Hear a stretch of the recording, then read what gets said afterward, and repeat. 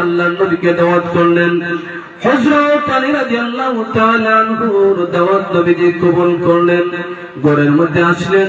আসার পরে হযরত ফাতেমা রাদিয়াল্লাহু তাআলা আনহার ঘরের মধ্যে খাবারের মতো কোনো কিছুই নাই, একদম শূন্য অবস্থায়।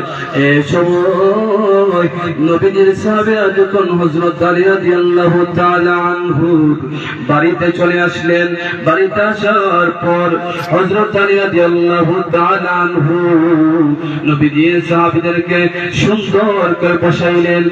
এই সময় নবীজির মেয়ে খাতুনে জান্নাত হযরত ফাতেমা রাদিয়াল্লাহু তাআলা আনহা এমন টেনশনের মধ্যে, আল্লাহর নবীকে আমাদের ঘরের মধ্যে দাওয়াত করেছি, খাবারের জন্য কোনো কিছুই নাই, আল্লাহর নবীকে কি খাবার দিব।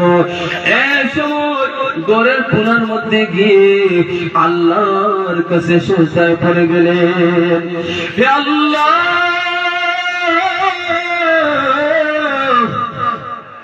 আপনি তো আমাকে মাহবুব বলে ঘোষণা করেছেন, আপনি তো আমাকে মাহবুব উপাধি দিয়েছেন, নবীজির মেয়ে ফাতেমার উপর আপনি রাজি।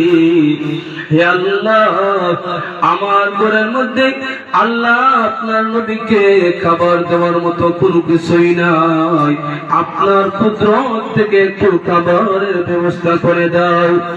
এই দোয়া করে হযরত ফাতেমা রাদিয়াল্লাহু তাআলা আনহা চুলার মধ্যে ডেকচি বসাইলেন।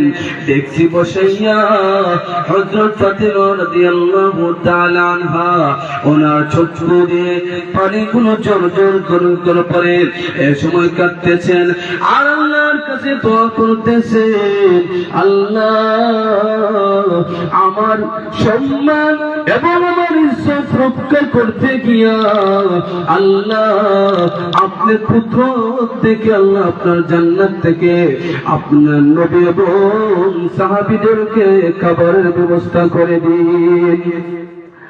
আল্লাহর কুদরত বুঝাবি সন্তান। ও যুবক ভাইরা, আল্লাহ যদি কোন মানুষকে দয়া করে রে, দুনিয়ার জমিনের মধ্যে কোন মানুষ নাই, ওই ব্যক্তিকে আল্লাহ দয়া থেকে উঠাইতে পারবে। ফাতেমা রাদিয়াল্লাহু তাআলা আনহার দোয়া কবুল।